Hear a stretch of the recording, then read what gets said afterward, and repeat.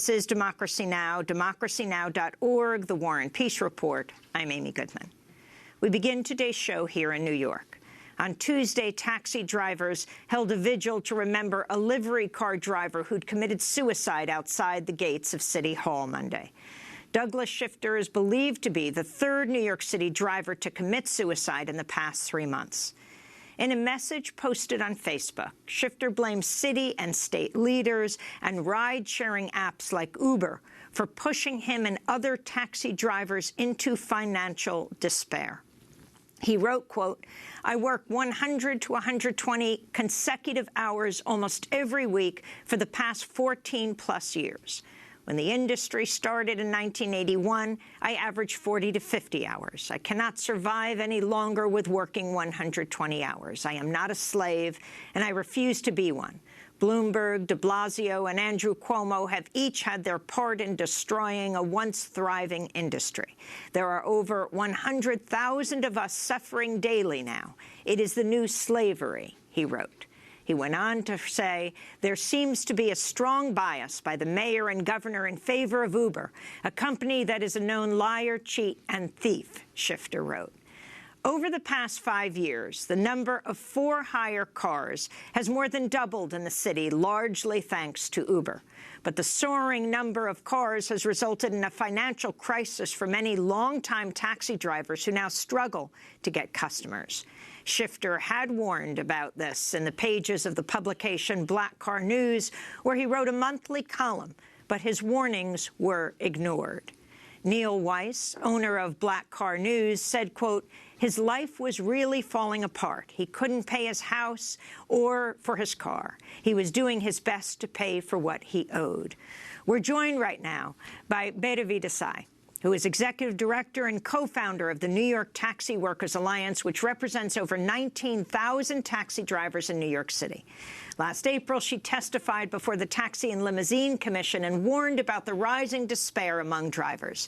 Bhairavi Desai, welcome back to Democracy Now! This tragedy that has just occurred. Talk about what happened on Monday, who Douglas Shifter was. Well, Douglas Shifter was a long-time, over 30-year professional black car driver in New York City, and he'd also been an activist. He was a prolific writer for the industry papers, and he went early morning in front of City Hall, and he shot himself. And before he had shot himself, he wrote a post on Facebook where, he really just outlined, I think, the reality that over 100,000 drivers, professional drivers in New York City are facing. What is that reality? It's a race to the bottom. Every day, people are going deeper and deeper into poverty. And this is the reality of the so-called gig economy. It's about destroying what has been a full-time profession, turning it into part-time poverty pay work. Uber and company, Uber and Lyft, and by the way, they're absolutely the same. It's all one same business model. They used their political might. In 2016, Uber and Lyft combined spent more on lobbying than Amazon and Walmart combined, and Microsoft as well. And so they used their political might to win deregulation bills. They used more money on lobbying than Walmart, Microsoft, and Amazon. And Amazon combined. Yes. A few years ago, Uber had 33% more lobbyists than just Walmart itself. And, Amy, the most amazing thing here is that what they're lobbying for is first exemption from existing taxi local rules and regulations. They go straight to the state level, so they're exempt from city level regulations.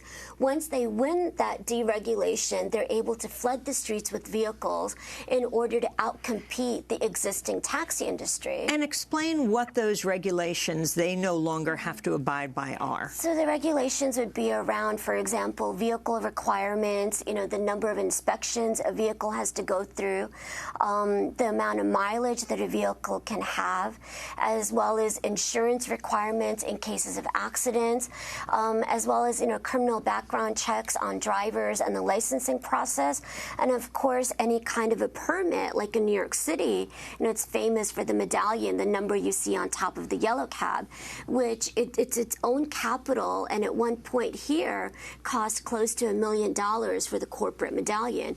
Uber and Lyft enter into these cities with none of these expenses, and so it's obviously not a leveled playing field.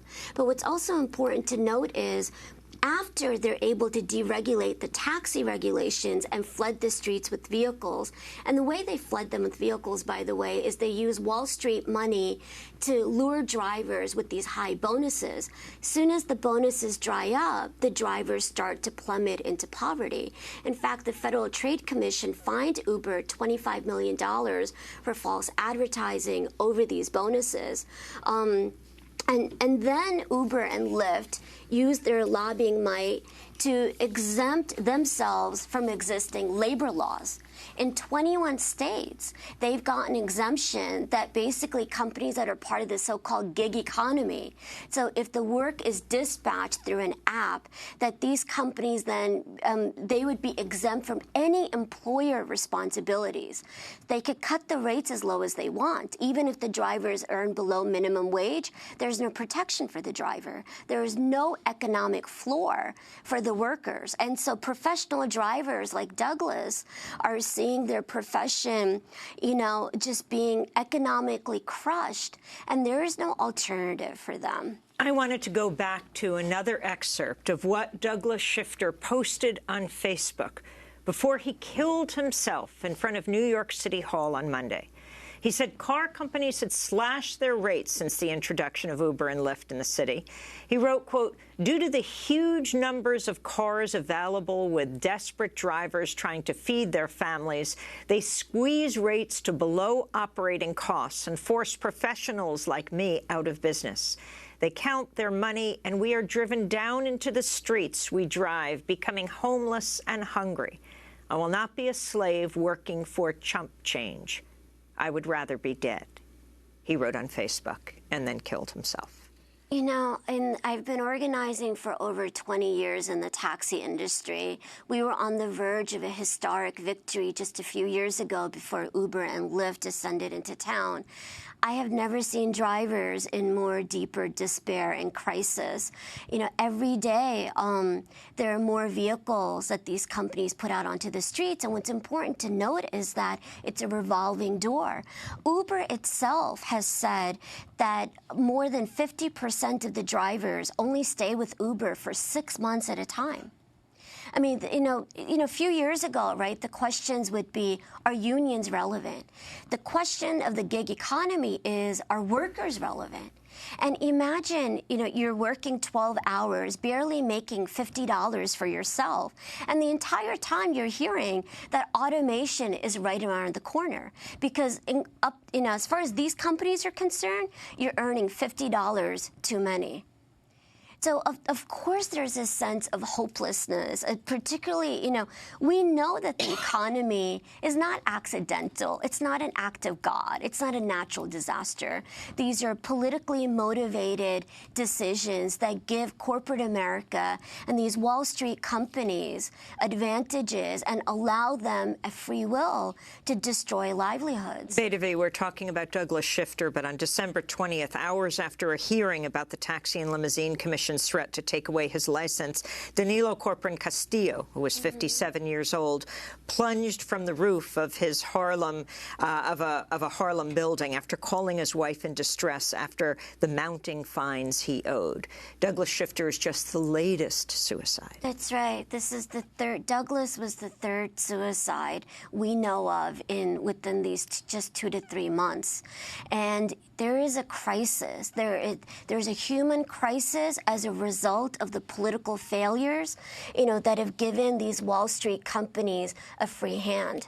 And, most of their lobbyists, by the way, come out of the Democratic Party. Many of them went straight from the Obama White House to work for Uber.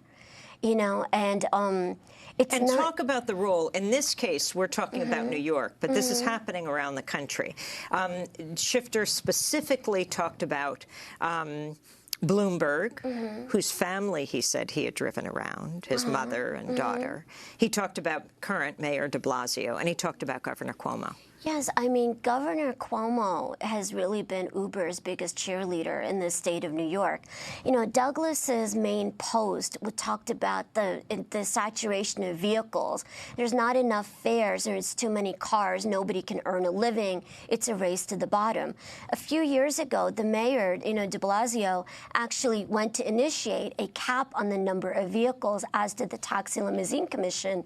It was the governor who intervened on behalf of Uber, and at that time said that Uber was, and called it a startup. This was a company at that time, had a $40 billion valuation, and they continued to call it a startup. So there's been a massive political failure, and it's urgent, but things can change. The city and the state can enact real change. By the way, Governor Cuomo's loyalty went as far as not only did he expedite a deregulation bill in Albany at our capital, simultaneously, when Uber drivers themselves were filing for unemployment, one of them, Jeff, had filed because even though he worked 40 to 60 hours a week, there were weeks he took home a penny in his paycheck. And so he was considered unemployed by definition. Those claims gathered dust that we had to sue in federal court in order for the claims to even be processed. So how on earth can workers not be made to feel expendable in this kind of a political economy? Did you win in that lawsuit? We won in that lawsuit. We even won at the Department of Labor. When the investigations occur, these companies are found to be the employers that they are, and their misclassification is held accountable. But New York has still not had a proper audit, even though the law judge found them to be an employer. Madhav Desai, you say half my heart is just crushed, the other half is on fire. Talk about the drivers you represent. Where do they come from? Tell us the story of their communities. Well, over 90% of the drivers in New York City are immigrants. We have one of the largest Muslim and Sikh workforces in the city, and we're the proud union that went out on strike last year in 2017 against the Muslim ban. We represent workers from over 100 Explain what you did, just for people who aren't familiar, as thousands raced to airports to protest President Trump's Muslim ban. Yes, on January 28th of last year, we shut down JFK Airport. That while protesters were at the terminals, our members in the middle of this economic turmoil and despair, they took such an act of courage and consciousness, and they refused to leave the lot. They went out on strike in order to give the protesters at the terminals, solidarity and boost. And what did Uber do? Oh, and Uber told the public that they would lower the rates, basically trying to lure them. And Lyft wasn't at the airports at that moment. Yes, at the airports at that moment to destroy our strike. Lyft wasn't any better. Lyft is Uber light, and no company in the gig economy is any better. You mention, and it's been written about, Sonali Kalhatkar wrote for Truthdig how the Democratic Party befriended megacorporation Uber for its convention. But the number of people and the high-level Obama officials, for example, people like Plouffe, who I think ultimately has since left Uber. Yes.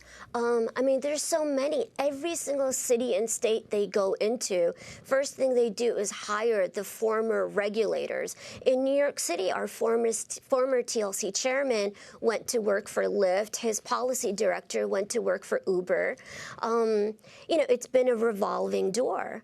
And so they are former regulators who know exactly how to destroy regulation and regulatory framework, including regulations that were set in place, ones that our movement for 20 years fought for to protect the workers are now all being destroyed. So talk about what you see would be fair. The city has been flooded. It started with something like, what, 19,000 cars? Yes, I mean, today we have over 130,000. There used to be only about 13,000 yellow cabs and another 40,000 liveries and black cars combined. Now you have, you know, over 130,000. Nobody can earn a living. So what must be done? And you've pointed out this isn't a war between Uber drivers and yellow taxi cab drivers. That's right. This is really a battle between Wall Street and a workforce that is literally dying to keep its profession alive. It should not. They work so hard. They collectively serve 1 million people every day in the city of New York. They do it with dignity and integrity and with sweat. They should not have to shed their blood on top of it. What do you think are the 3 most important things that have to happen right now? There must be a cap on the number of vehicles and done in a way that protects full-time work. The taxi meter, which is regulated, must be the meter that is used across all of the sectors. So Uber and Lyft cannot continue to drop the fare. That rate of fare needs to go up, and there needs to be a health and benefits fund that will take care of the drivers. One of the things that Douglas said was, as he faced his poverty, he also lost his health care. People cannot afford it. There is too much at stake here. Well, I want to thank you so much for joining us. Bedavi Desai is the executive director and co-founder of the New York Taxi Workers Alliance, which represents over 19,000 taxi drivers in New York City. This is Democracy Now! When we come back, one of the most significant police corruption cases in a generation, and it's playing out in a Baltimore courtroom. Stay with us.